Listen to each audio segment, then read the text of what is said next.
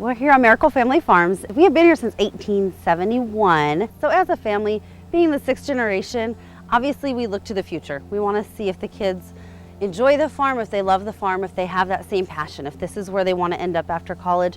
But we also respect that past, and if our parents and grandparents and great-grandparents hadn't been good stewards of the land, we wouldn't be able to be here farming. By being part of a larger voice, a larger network, we can help ensure that our kids have a farm to come back to.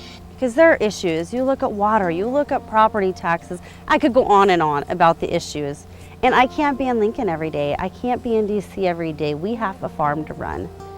But by being a member of Farm Bureau, we have people in Lincoln at the Capitol every day. We have people in DC at the Capitol every day, making sure they know what the issues are. And the great part is they come to us to get our story. It's grassroots.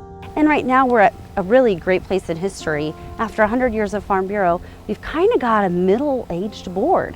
And so we're sitting there in that middle, and we just have a very interesting viewpoint on things. We're in the middle of transitioning our farms. We're in the middle of raising our kids. But I think what's so great about that is it gives us different perspectives. We don't want to be the last miracles on this farm. And so if we don't do our best, that's a risk. Farm here south of Stratton in Hitchcock County. My parents and my younger brother and his wife and family, we farm here, and we have corn, wheat, cattle, alfalfa, and some sorghum. I really enjoy the livestock side. One thing that I just found when I was a younger kid, I just really enjoyed being around the cattle. Growing up here on the farm, that's all I knew. I enjoyed what we did here. I guess I never gave too much thought as to doing anything else. I remember going to Farm Bureau meetings as a kid.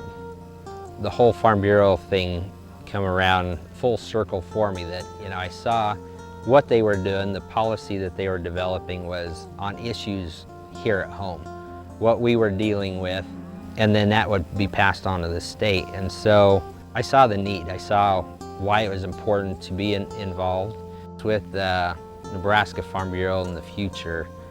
We definitely continue on with the programs we have, but always looking out for new things to improve what we're doing.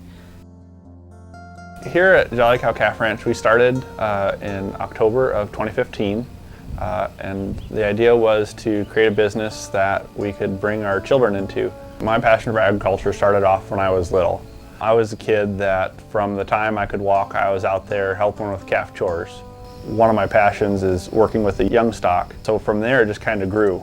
I didn't know much about Farm Bureau growing up. The first person that asked me about it was Dwayne Junk. We're actually chopping corn silage over at his place, and he asked me if I wanted to serve on the county board.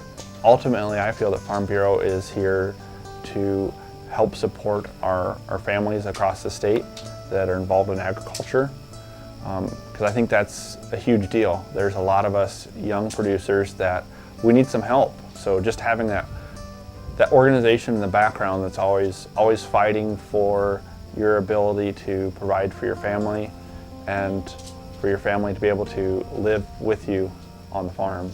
I think a huge thing for Farm Bureau over the next 100 years is going to be helping people innovate to face challenges and help them do things that are going to be safe for their families and for the people around them. And by helping to protect the future in our children, Farm Bureau is going to have a bright future.